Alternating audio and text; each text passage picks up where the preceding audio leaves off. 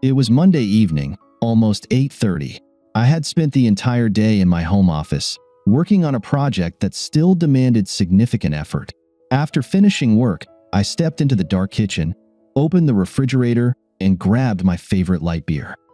Peering out of the kitchen window, I saw Joy in the backyard, curled up on our couch next to the fire pit and pool. She was nestled in the corner, legs crossed under her, chatting on her mobile phone. I was about to go out and join her when I noticed her twirling a strand of her light hair with her right hand. It was a gesture I knew very well. She absent-mindedly twisted her hair every time we had intimate conversations. Undoubtedly, it was an unconscious habit that I had admired since we met almost 30 years ago. And this gesture spoke not only of her sexual arousal, it was something much greater. Over the decades of our life together, I had come to think of her habit as a manifestation of our spiritual connection. Every time we were closest, Joy twirled her hair. I often traveled on business and called home every night. When the children were little, I happily spent an hour talking on the phone with my loving wife and kids. There were many times when I knew Joy was twirling her hair with her right hand while we talked. This thought always warmed me from within and made lonely nights away from home quite bearable.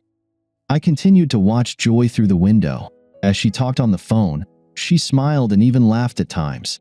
While I watched, there were moments when I could swear Joy was flirting. She was too far away to see the familiar spark in her eyes, but I knew it was there. I noticed how comfortable she was as she spoke, yet still continued to twirl her hair. She was so radiant. She was glowing. My usually quick mind faltered as I realized my wife was talking to someone special, someone too special. For almost 45 exhausting minutes, I watched as my wife engaged in a secret, intimate conversation with someone else. After the conversation finally ended, I saw a dreamy smile appear at the corners of her mouth. I was in a deep, painful trance as I entered the living room, turned on the television, and watched the local baseball team play. Eventually, Joy returned to the house. Seeing me sitting alone in the room, she asked, "Have you finished your work long ago?" "Not long ago." "Why didn't you come out to the backyard with me?" "You were on the phone, and I didn't want to disturb." "Oh, for heaven's sake." "I was talking to Steve. We were making some decisions regarding the Phillips account." As I said, I didn't want to disturb. As we talked, I didn't take my eyes off the game, but I could feel Joy's eyes trying to drill a hole into me. Soon Joy went to the kitchen, but returned a minute later with a glass of wine, sat on the edge of the couch to the right of my armchair, and asked, "What's the score?" No idea. Joy smirked. "At least you know who the Sox are playing?" "The Blue Jays." We watched the game for a while until they went to a commercial break, and Joy resumed the conversation. "Let's invite the kids for a barbecue on Saturday." "Sounds good." For the next few minutes, Joy engaged in a one-sided conversation until she finally asked, "Chris, what's wrong?" "Nothing. You're not talking much today. That's not like you." "I have a lot on my mind. Is there anything you'd like to talk about?" "No." The silence lasted for a whole period. When the commercial break resumed, Joy leaped off the couch and with practiced ease pulled a blue V-neck t-shirt over her head. She stood before me in brown shorts, her mature chest spilling out of a white lace bra. A wide smile graced her face as she suggested, "How about we turn off the TV and meet upstairs? I'm sure I can work out your stress." "No thanks, Joy. I'm not in the mood today." Her smile grew wider as she reached between my spread legs and cupped my crotch. "Come on, big boy. Mommy needs you." I looked her in the eye. "What didn't you understand about 'I'm not in the mood today'? What the hell is wrong with you? I'm just trying to be nice." "Joy, you deny me sex at least twice a week. If I turn you down once a year, are you gonna whine like a fucking 4-year-old? Grow up and leave me alone." If her stare could kill, I'd turn into a piece of overcooked pork chop. Joy glared at me in disgust before turning and walking out of the room.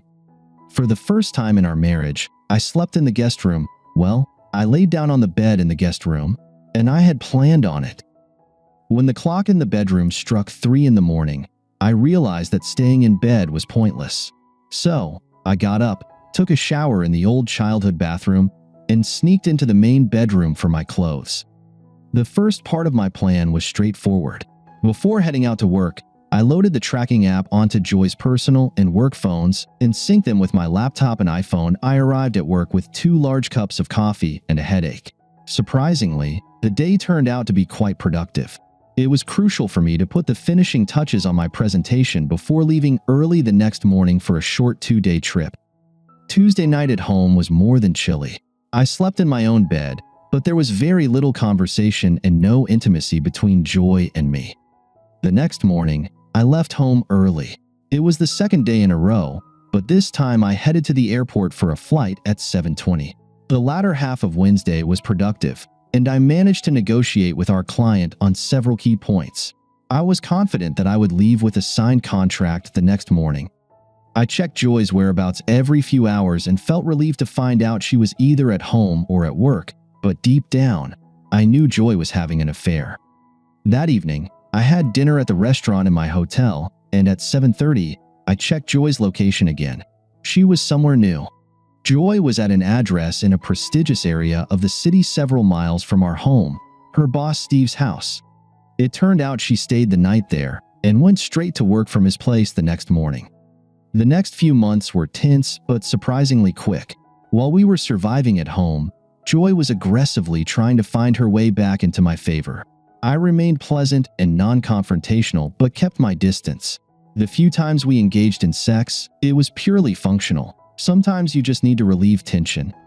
Monitoring Joy, I found out she limited her affair to the times I was away on business trips. After the second trip, I installed 4 video cameras throughout the house, one in the kitchen, living room, guest room, and master bedroom. The only thing I discovered was that whenever I left home, Joy packed enough clothes to stay at Steve's house for the duration of my trip. Our company lawyer recommended a family law attorney for me. Since our children were grown and living separately, our divorce was a simple 50-50 split.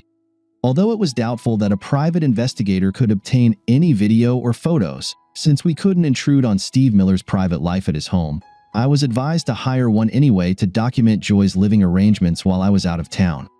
However, no matter how clever the fraudsters may be, most of them make mistakes. My private detective discovered that Joy and Steve enjoyed having sex outdoors in his secluded backyard.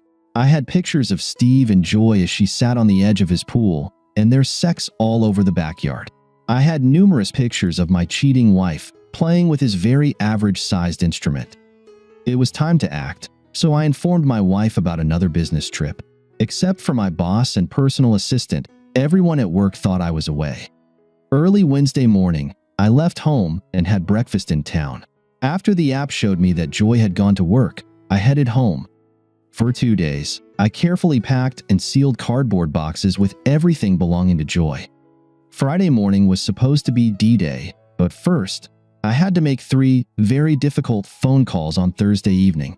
Our 3 children ranged in age from 22 to 27. Our youngest daughter had recently graduated from college and was working as a preschool teacher. The 2 older sons were also college graduates and were now working in their fields. The conversations with each of the children were eerily similar in their absurdity. I cried with them and assured them of my love, but informed them that I was going to divorce their mother.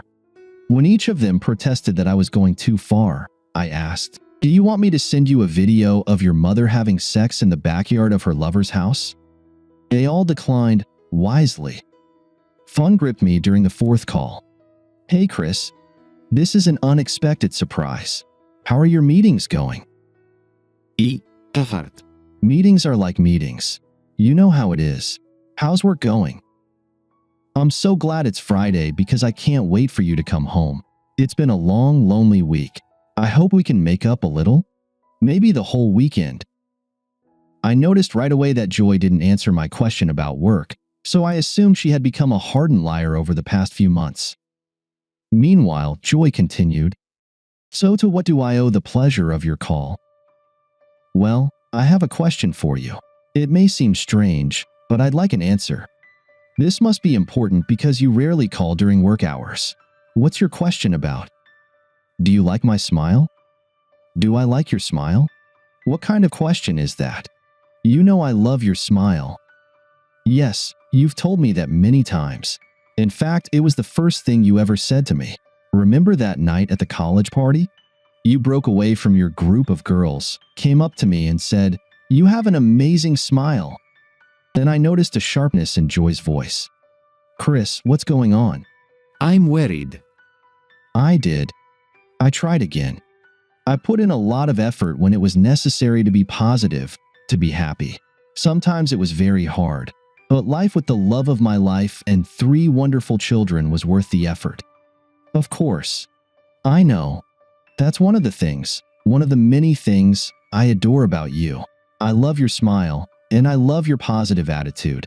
But what I love the most is that you can stay brave, manly, with that wonderful smile on your beautiful face. I sobbed loudly. I couldn't help it. Despite her lies and recent destructive behavior, I knew Joy loved me. I knew without a doubt that my wife loved me. There was an extreme urgency in her voice, one I knew well, as Joy demanded, Christopher Harrington, what's going on?" When I didn't answer right away, Joy pleaded, "Please tell me. I want to help. What happened?" The love and concern in her voice were genuine.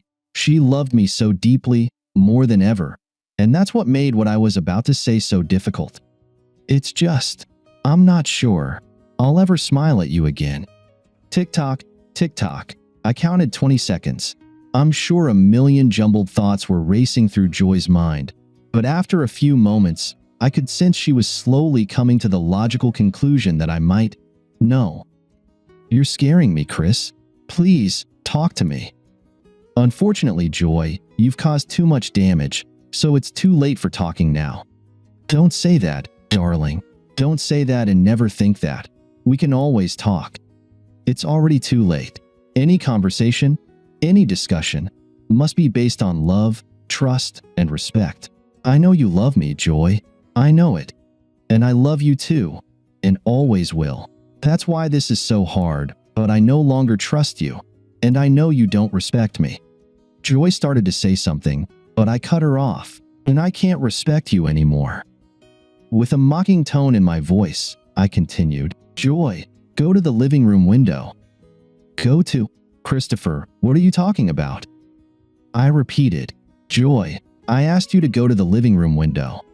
I felt amusement rising within me. Come on. Get off the lounge by the pool, go through Steve's back door into the kitchen, and walk through the house until you reach the living room window." I heard screams as she realized. "Oh my God. Oh no. He knows, Steve. Oh my God. Chris knows." I waited until I saw Joy through the window. She stood next to the man who, I assumed, was Steve Miller, her lover, her boss, the owner of the house and managing partner of the accounting firm Patterson, Miller, and Lewis. Because of the sunlight reflections in the window, I couldn't see anything except movement and shadows. I was about 25 meters away from the house on its long driveway, so I was sure they clearly saw me standing by the open back door of the small van with the company logo. I had opened it before calling Joy. When Joy and Steve were where I needed them to be, I jumped into the van's cabin, put it in reverse, and pressed the accelerator pedal. The vehicle rolled backward, then picked up speed. Approaching the large, turnaround area in front of the house, I slammed on the brakes sharply. All of Joy's clothes, accessories, belongings, and treasures, which I had carefully packed into 48 large cardboard boxes over 2 days, flew out of the truck bed and rolled down Steve's driveway and lawn. Shifting the gear into park, I leaped out of the van and surveyed the mess I had created. The clothing boxes were somewhat untouched and easy to tidy up. However, the heavier boxes, like the 2 containing Joy's grandmother's porcelain, were destroyed. Pieces from 18 tableware items were shattered and scattered all over the driveway. Joy and Steve moved together from the living room to the porch of the house. Joy was wearing a bikini I had bought her for our 25th anniversary cruise just 2 years ago. Although she still had an amazing body, she hadn't worn thong panties during the cruise. She only wore them for sunbathing in the privacy of our backyard pool and for Steve. Steve was covered in a towel. Joy watched in horror, covering her face with her hands and breathing heavily. Usually, Steve behaved like an alpha male, but that morning he looked much less intimidating. They didn't immediately notice another car parked next to Joy's Mercedes SUV. The lawyer's assistant leaped out of the car and stood before them after a few steps. Extending a large yellow envelope to Joy, he announced, "Joy Harrington, you've been served." He then used his iPhone to take a picture of Joy and turned to Steve. "Stephen Miller, you and Patterson Miller and Lewis have been served." He handed a similar envelope to Steve, took a photo of him, returned to his car, and drove away. For a few moments, nobody moved or said anything. I contemplated jumping into my van and driving away, but I decided to say a few more words before leaving. Although I knew Joy would undoubtedly fight any divorce proceedings tooth and nail, I wanted her to know my state of mind. I shouted through the myriad of boxes separating us. "At the very least, I hope we can all agree that I deserve better than a lying, cheating crap instead of a wife." Joy groaned loudly. After a few heartbeats, I continued, "Steve, call my lawyer and make a very, very generous offer, or I'll do everything in my power to destroy you and your firm. Joy, just sign the damn papers. I'm done." I turned, jumped into the van, and awkwardly vanished from her life. Thank you for being with us and listening until the end. If you found it interesting, please subscribe, give us a like, and leave your comments.